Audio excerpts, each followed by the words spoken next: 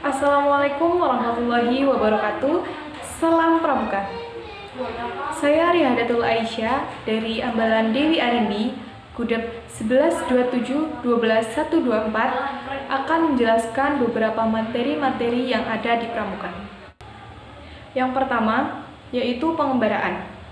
Pengembaraan adalah suatu kegiatan penjelajahan alam yang dilakukan untuk meningkatkan kebugaran jasmani, menyegarkan otak, dan agar kita lebih mengenal alam di sekitar kita.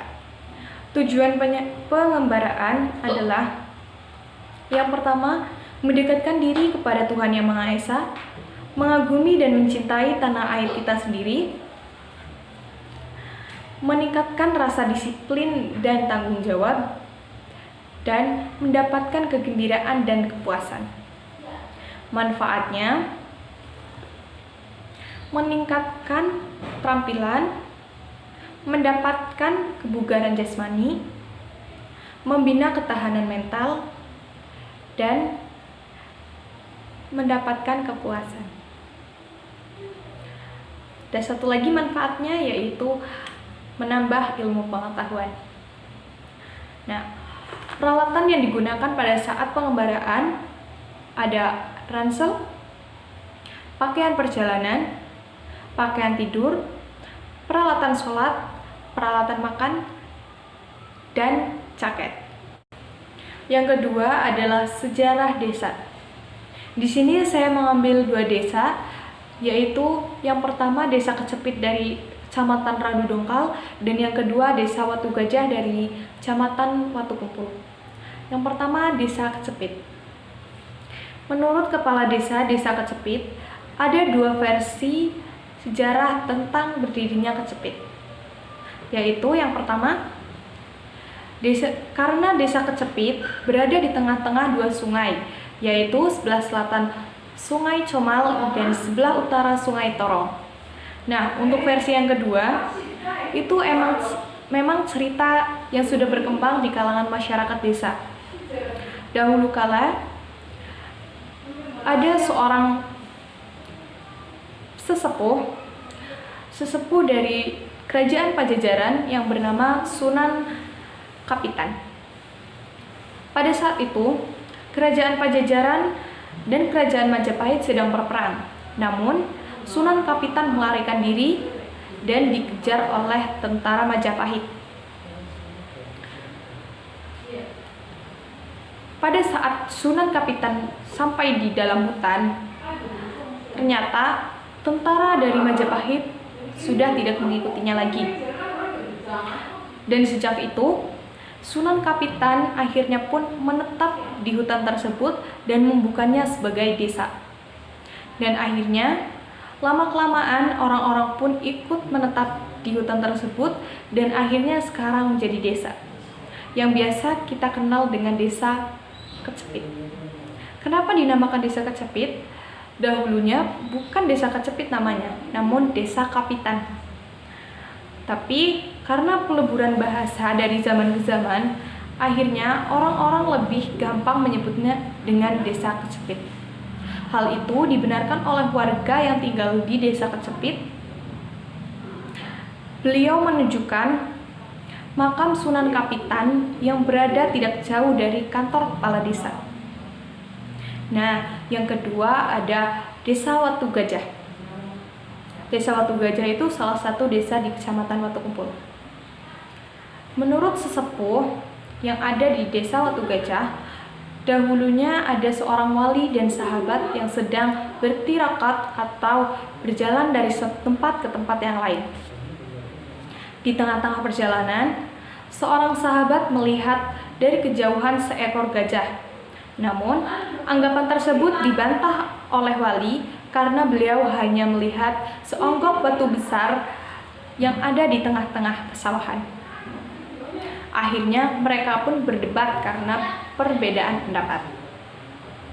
Maka dari itu, sebagai tetengar atau tanda, daerah itu dinamakan Watu Gajah, yang artinya batu besar yang tiada duanya yang berada di tengah-tengah persawahan. Yang ketiga, peta pita. Peta pita adalah sebuah keadaan atau wilayah yang dilewati pada saat perjalanan atau penjelajahan yang kemudian ditulis di suatu kertas yang kemudian digulung menyerupai pita. Kegunaan peta-pita itu sendiri adalah sebagai petunjuk arah pada saat kita akan melakukan perjalanan ke suatu daerah yang belum pernah kita lalui sebelumnya dan memungkinkan kita untuk tersesat. Yang kedua, sebagai dokumentasi apabila suatu saat kita akan melakukan perjalanan kembali ke daerah yang sama dan membutuhkan bantuan peta-pita. Penulisan arah utara, jarak, dan waktu. Penulisan arah utara ditulis sesuai dengan yang ada di kompas. Penulisan jarak ditulis dengan skala yang telah ditentukan sebelumnya. Untuk waktu, ditulis sesuai jam pemberangkatan dan pada saat sampai di belokan. Alat-alat yang digunakan untuk membuat peta-pita yaitu kertas berupa gulungan, pensil, penggaris panjang, penggaris segitiga, busur derajat, jam tangan, kompas, dan tali untuk mengukur jarak yang dekat.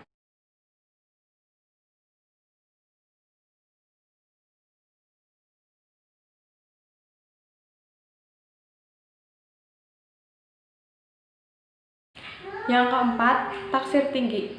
Taksir tinggi adalah mengukur ketinggian suatu objek dengan menggunakan alat-alat seadanya. Prinsipnya, mata pembidik harus benar-benar dekat dengan tanah. Yang kedua, tongkat harus benar-benar lurus, tidak boleh miring. Pada saat pengukuran dilakukan oleh 2 orang atau lebih. Alat-alat yang digunakan untuk menaksir tinggi adalah alat tulis, alat pengukur seperti meteran, langkah, atau tongkat pramuka.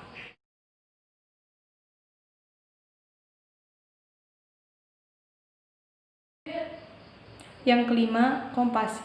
Kompas adalah alat untuk menunjukkan arah mata angin. Kompas menggunakan medan magnet bumi untuk menentukan arah selatan, utara, barat, dan timur.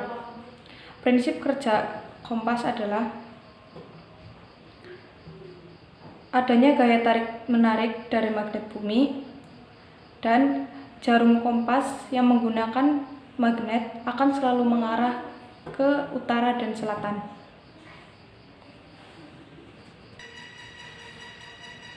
Fungsi kompas adalah sebagai penunjuk arah mata angin, menghitung besar sudut kompas, dan menghitung besar sudut peta. Bagian-bagian kompas yaitu visir, dial, penutup dial, kaca pembesar, jarum penunjuk, dan penggantung.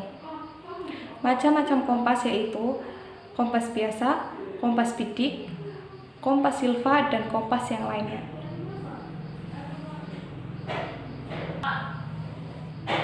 Cara menggunakan kompas yaitu letakkan kompas pada permukaan yang datar, kemudian tunggu jarum pada kompas tidak bergerak-gerak, dan bidik dengan visir melalui celah kaca pembesar.